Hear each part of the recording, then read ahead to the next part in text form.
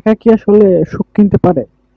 আমরা তো সবাই টাকার পেছনে ছুটি, মনে করি যে টাকা থাকলে সব সমস্যার সমাধান হয়ে যাবে। কিন্তু সত্যি কি তাই?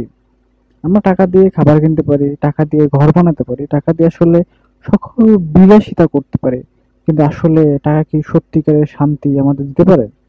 আসলে উত্তরটা হচ্ছে না। সুখ হচ্ছে মানসিক এক অবস্থা। যাদের অনেক টাকা আছে তারাও এক সময় না এক সময় নিজেকে অনেক একা আর শূন্য বোধ করে। আবার দেখা যায় যে অনেক গরিব মানুষও অনেক ছোট ছোট কিছুতে নিজের আনন্দ খুঁজে পাচ্ছে।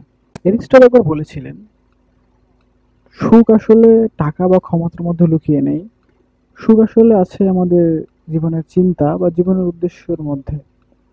তাহলে কি বললো, টাকা কি সুখ কিনতে পারে না? হতে পারে। টাকাকে যদি আমরা বুদ্ধিমানের মতো খরচ করি, যেমন ভালোবাসা, সম্পর্ক বা অভিজ্ঞতার জন্য, তাহলে সেটি আমাদের জীবনের জন্য সুখের দরজা খুলে দিতে পারে। আপনার কি মনে হয় টাকা কি সুখ কিনতে পারে? কমেন্টে জানান। আর এরকম ইন্টারেস্টিং ভিডিও দেখতে জন্য আমাদের চ্যানেল বা পেজ দ্য ফিলোসফার যুক্ত হন আমাদের সাথে। ধন্যবাদ।